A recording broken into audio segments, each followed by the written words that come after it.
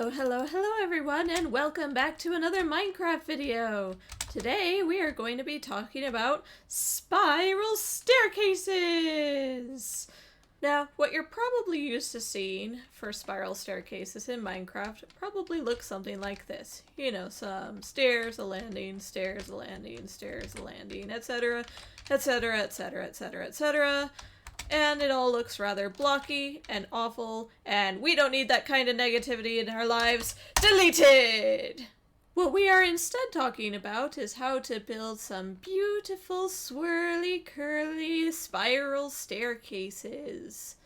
So to make our spiral staircases, the general idea that we're following is that our stairs, rather than being rectangular in shape, are actually wedge-shaped. So then the curvature of the wedge then allows you to rotate the stairs as you go around and make a big circle. That's a little bit easier said than done when you're in Minecraft, since it's hard to keep your wedges exactly the same shape as you rotate around a circle, but that's the basic concept. So let's go ahead and start with our big circle here. The main thing that we're going to do at this point is we're going to go ahead and divide it up like we would a pie. Now, I've done this with you before in previous videos, but I'll go ahead and do it again for you really fast. Easy lines first, 90 degrees and 45 degrees. For the other angles, I tend to use repeating patterns if at all possible. So we'll have a 2-3, 2-3 pattern to divide the space here. Then a 1-2 pattern here.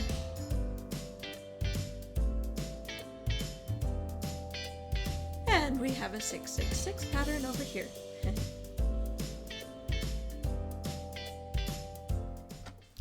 So now that all of our lines are done, the first thing you've probably noticed is that all of these lines in the middle have become a big conglomerated mess, which you can't really distinguish which line is supposed to go to which thing. So we're actually going to go to the outermost reaches of our circle here, mark it off, and we're just going to draw a big circle that goes all the way around there and completely ignore what goes in between for right now.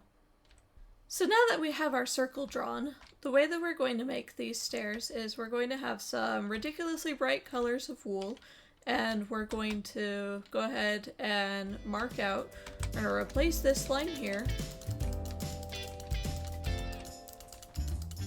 and then fill in everything from this line to this line with our light blue wool.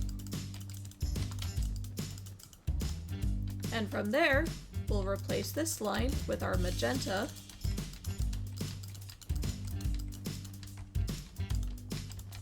And once again, fill in everything from this line to this line in magenta. And then we'll do back to blue, then magenta, back to blue, etc, etc, etc, all the way around the circle.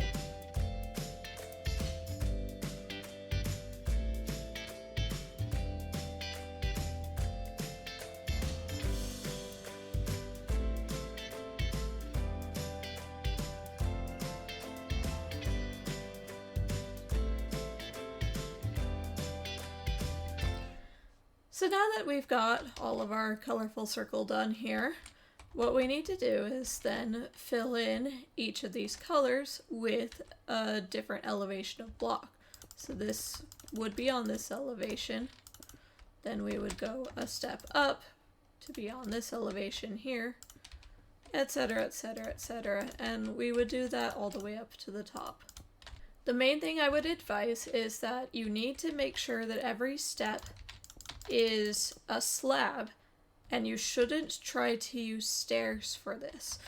If you absolutely have to use stairs, say you need to make your spiral staircase go up faster, what you would do is put the stairs at the very front. You can connect them if there's room to do so, and then for the rest of the block you would fill in level with the top level of your stairs here.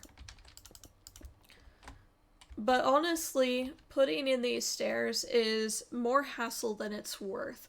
For one thing, it means that your stairs are no longer even, because suddenly it'll be flat surface, sudden drop, flat surface, sudden drop, and it won't flow as nicely as if you just had slabs. So overall, I would just say don't bother with them, just use slabs for each level.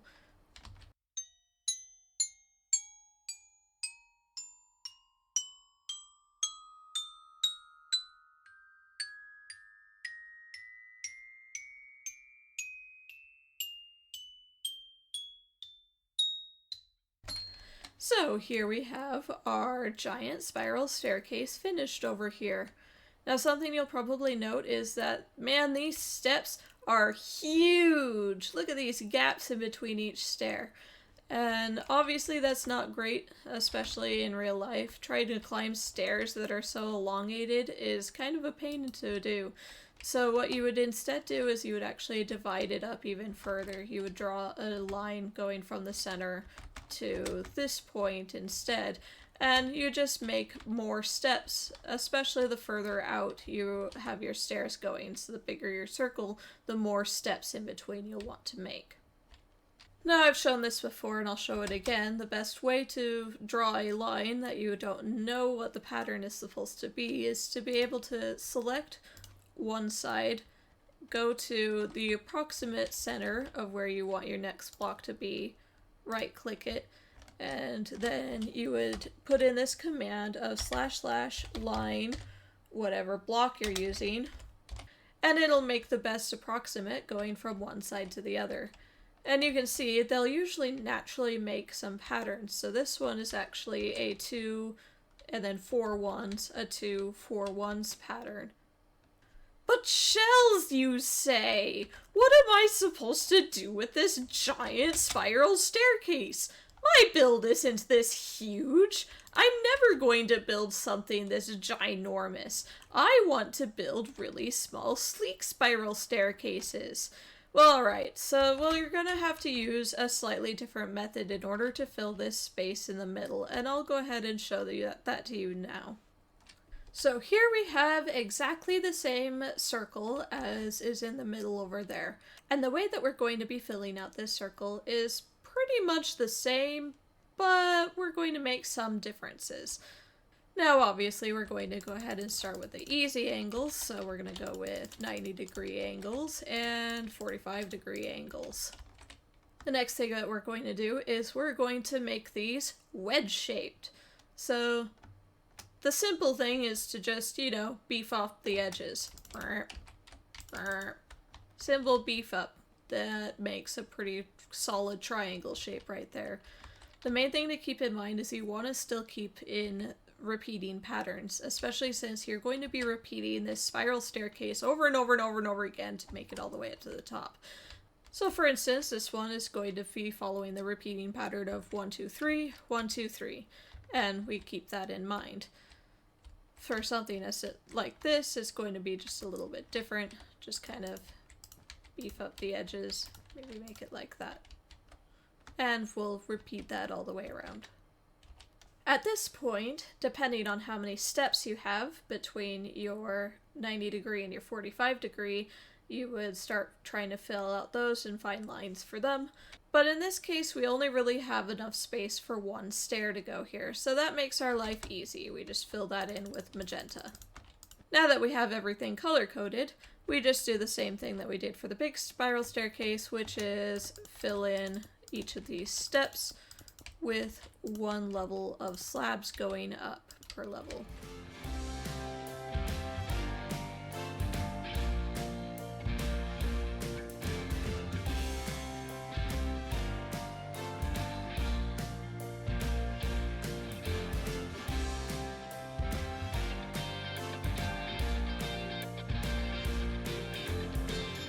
Bam! Spiral staircase.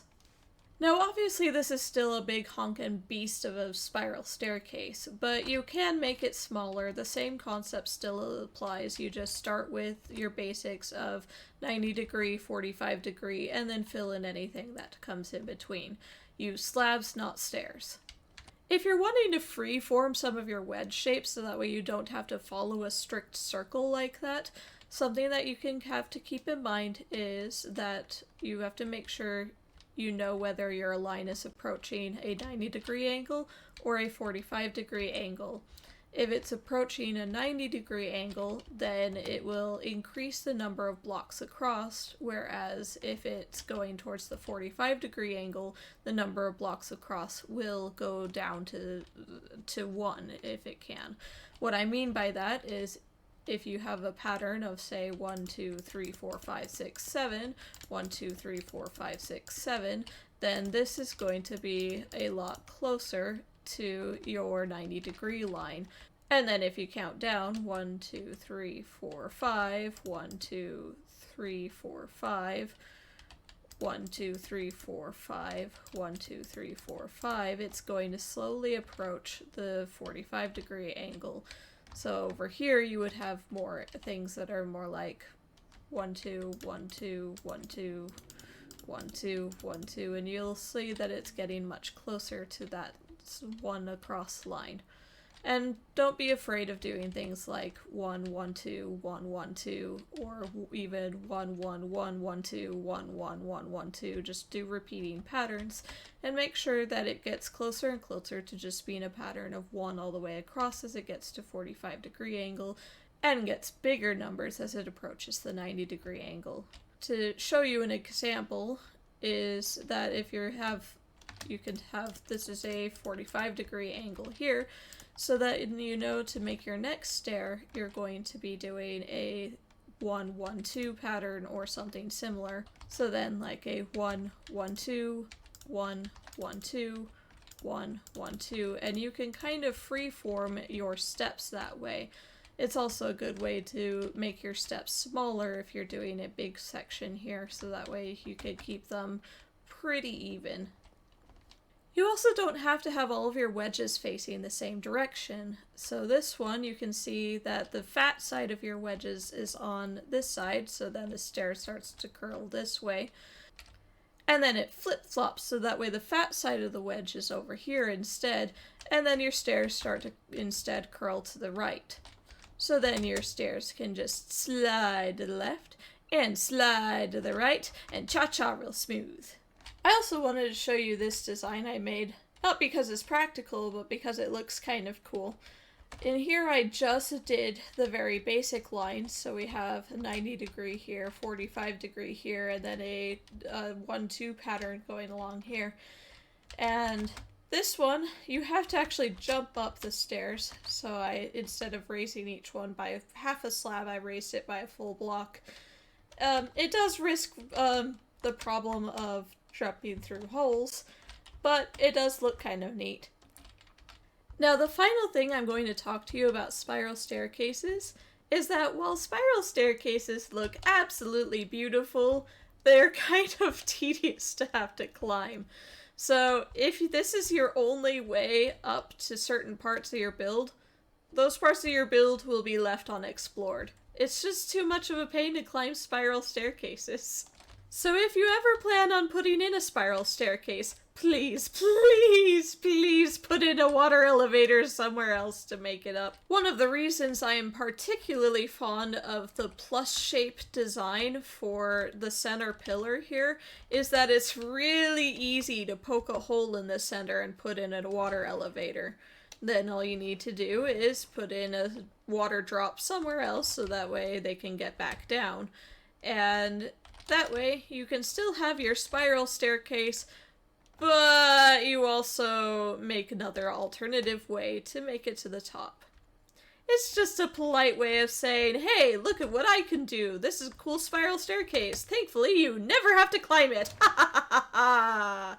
I'm actually quite fond of this design right here. It does look a little bit like a nose, but it's just a big circle center pillar that has enough room to have a spot here and a spot here, so that way you can have both a water elevator and a water drop all in the same spot, and you can still have your spiral staircase that curl around it.